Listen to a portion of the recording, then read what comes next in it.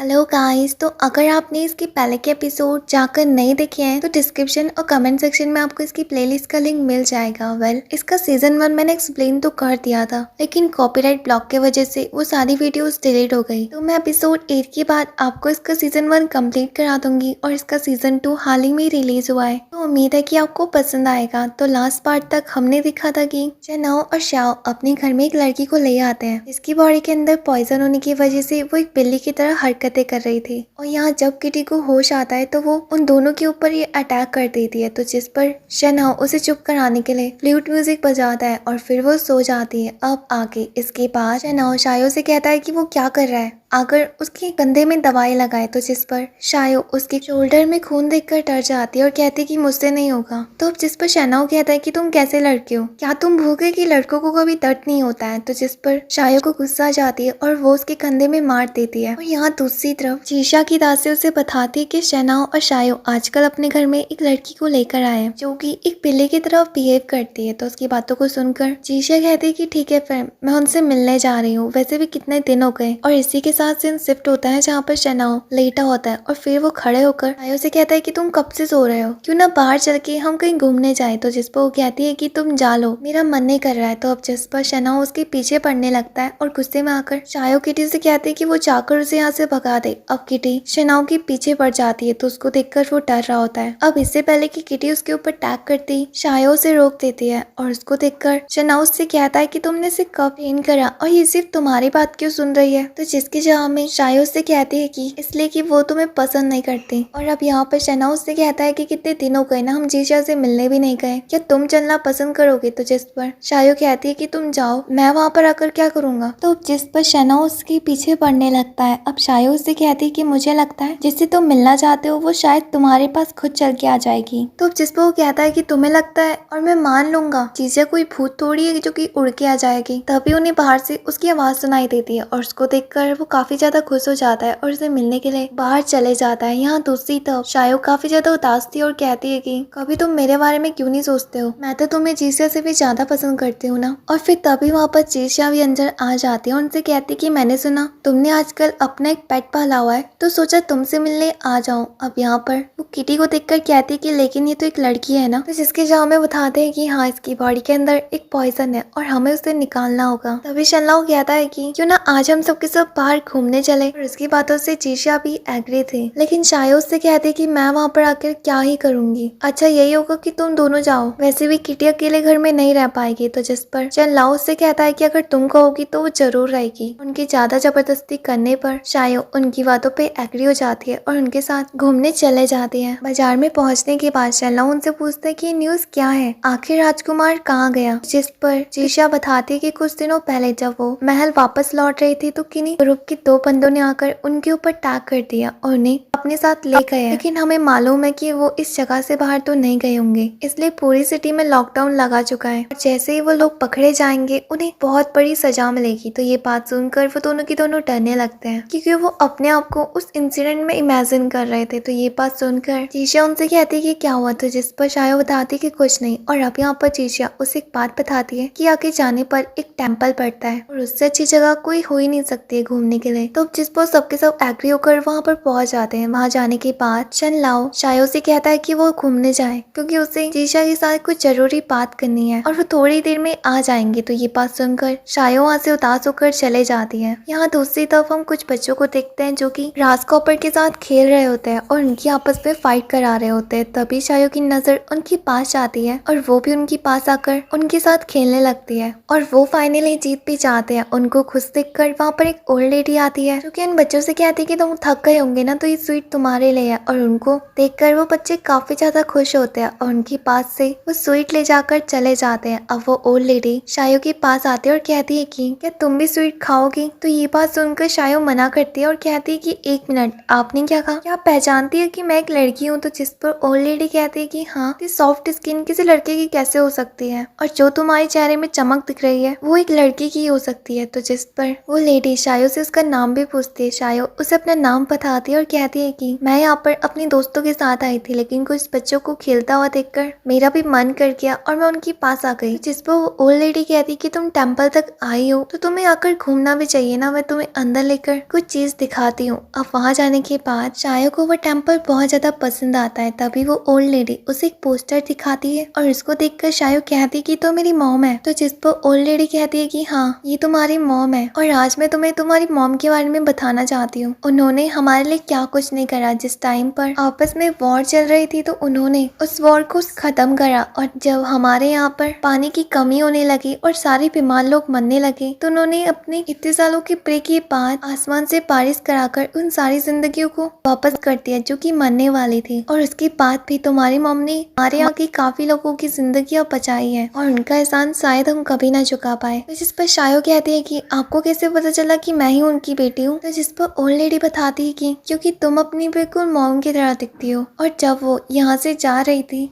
तो उन्होंने मुझे एक लेटर दिया था और बताया था कि जब मेरी बेटी इस टेम्पल में आए तो उसे मेरे बारे में बता देना। इतने सालों तक मैंने सिर्फ तुम्हारा इंतजार करा है और आज फाइनली तुम मेरे साथ हो। तो जिस पर शायु कहती कि लेकिन मैंने अब अपनी जिंदगी बदल चुकी है, मैं एक नॉर्मल ह्यूमन की तरह अपनी लाइफ बिताना चाहती हूँ। तो जिस पर वो लेडी कहती है कि लेकिन जो कुछ भी तुम्हारी मॉम ने इतने सालों के लिए हम सबके लिए करा था वो, और आज तुम अपनी जिम्मेदारियों से पीछे हट रहे हो, तुम्हें जाकर अपना राज्य संभालना चाहिए। अब शायु से कहती है कि क्या आपको पता है मेरी मॉम कहाँ है, वो जिंदा है। तो जिस पर लेडी बताती है कि नहीं मुझे नहीं पता, लेकिन आगे की चीजें अब तुम्हें खुद ही सॉल्व करनी होगी। तो ये बात सुनकर शायु एग्री हो जाती है और कहती है कि ठीक है मैं अपनी मॉम को वापस जरूर ढूंढूंगी। इसके बाद वो बाहर चले जाते हैं। वहां जाने के बाद वो सोचती है कि आखिर वो दोनों कहाँ गए। तभी उसकी नजर सामने खड़ी एक भीड़ में जाती है जो कि दो कपल्स को देख रही थी, और वो कपल और कोई नहीं बल्कि शेनलाओ और जीशिया थे। अब उनको देखकर वो उनके पास आती है तो जहाँ पर शेनलाओ उसके लिए पोयम गाकर उसे प्रपोज कर रहा होता है, लेकिन वहाँ कर सारे लोग उनके ऊपर हंस रहे होते हैं। तो ये चीज देखकर जीशिया वहाँ से चले जाती है। शेनलाओ को ऐसा लग रहा होता है कि शायद उसने उसका प्रपोजल एक्सेप्ट कर दिया, बट आगे जाने के बाद जीशिया उससे कहती है कि मैं तुम्हारी फीलिंग्स को समझ सकती हूँ, लेकिन तभी भी मेरी उम्र तुमसे ज्यादा है और शायद ही दुनिया हमारे ऐसे रिलेशनशिप को एक्सेप्ट नहीं करेगी। तो अच्छा यही रहेगा कि हम दोनों की दोनों सिर्फ एक दोस्त बन के रहे। और ये कहकर वो वहाँ से जाने लगती है। यहाँ शायो शेनलाओ को देख रही होती है और कहती है कि मुझे नहीं पता था वो इतना गंदा वाला रिजेक्ट करेगी तुम्हें। और अब शेनलाओ दूसरी तरफ उदास हो रखा था।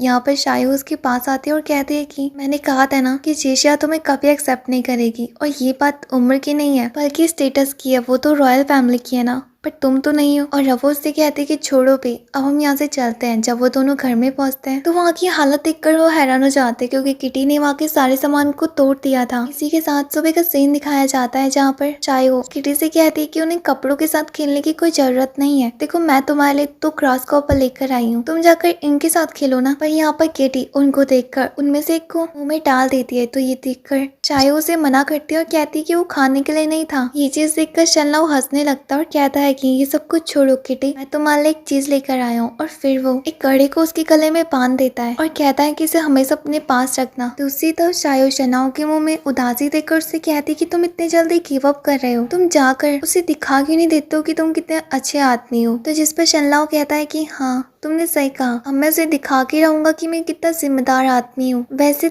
तुम्हें मैजिक आता है ना, तो क्या तुम मुझे बता सकते हो जिससे मैं जीशिया को इम्प्रेस कर सकूं। जिस पर शायो उससे कहती है कि तुम एक काम कर सकते हो, अगर तुम एक सरप्राइज दो तो शायद वो तुमसे इम्प्रेस हो जाए। एक काम है जो तुम कर सकते हो, उसके तुम्हें एक पहाड़ी जाना होगा और वहाँ से कुछ फूल इकट्ठा करके लाने होंगे। तो ये बात सुनकर वो एग्री हो जाता है। इसके साथ हमें कुछ दिनों का सीन दिखाया जाता है जहाँ पर लाओ उसके लिए फ्लावर इकट्ठा करके कुछ चीज बना रहा था। इसके बाद शायो जीशिया से मिलने के लिए उसके पास जाती है। तो जीशिया उसे देखकर कहती है कि क्या तुम्हारे साथ वो नहीं आया। तो शायो बताती है कि नहीं, तुम्हें बहुत पसंद करता है और प्लीज उसके प्यार को एक्सेप्ट कर लो ना। वो आजकल तुम्हारे लिए पूरी रात भर जाकर वहाँ से फ्लावर्स इकट्ठा कर रहा है और इतने दिनों से वो वापस भी नहीं आया। पता नहीं उसने कुछ खाया होगा या फिर नहीं। और अब वो उसके पैरों के सामने बैठ जाती है और कहती है कि प्लीज, तुमने उसे पहले भी बहुत ज्यादा हर्ट करा है। तो जिस पर जीशिया उसे उठाती है और कहती है कि नहीं, मैंने उससे नहीं कहा कि वो ये सब कुछ करे, और तुम भी जानती हो ना कि ये पॉसिबल ही नहीं है। तो उसकी बातों को सुनकर शायो को गुस्सा आ जाती है और कहती है कि ठीक है, तुम उसके प्यार के लायक कभी थी नहीं, वही पागल है जो तुम्हें इम्प्रेस करने की कोशिश कर रहा है। और ये कहकर वो वहाँ से चले जाती है। दूसरी तरफ जीशिया को भी बहुत ज्यादा बुरा लगता है। और यहाँ दूसरी तरफ घर में कुछ चोर किटी को वापस लेने के लिए आए होते हैं, लेकिन उन्हें लगता है कि शायद घर में कोई भी नहीं है। और अब जैसे ही वो अंदर जाते हैं तो किटी उन्हें बहुत बेरहमी से मार देती है। और इसी के साथ सीन शिफ्ट होता है जहाँ पर हम चनलाओ को देखते हैं जो कि सो रहा होता है। और जब उसकी आंख खुलती है तो उसके पास शीशा आई होती है और वो उससे माफी मांगती है। तो जिस पर चनलाओ उससे कहता है कि तुम क्यों मांग रही हो, वैसे ये सब कुछ छोड़ो, मैं तुम्हें एक चीज दिखाना चाहता हूँ। और अब वो उसे एक जगह में ले आता है जहाँ पर उसने बहुत अच्छे से डेकोरेशन की होती है और ये चीज काफी ज्यादा खूबसूरत भी थी, लेकिन वहाँ पर उजाला नहीं हो रहा था तभी भी। तो ये देखकर शनलाओ कहता है कि मैं इन्हें कैसे जलाऊं। तो जिस पर शीशे कहती कि ये चीज मेरे पे छोड़ दो और फिर वो उसके गाल में किस करती है और वहाँ की लाइट जलने लगती है। यहाँ शनलाओ काफी ज्यादा शर्मा जाता है। अब चीजिया वहाँ से जाने लगती है और कहती है कि मैंने तुम्हारे प्रपोजल को एक्सेप्ट करा। तो ये बात सुनकर वो काफी ज्यादा खुश हो जाता है और कहता है कि कल से मैं बहुत अच्छा काम करूंगा।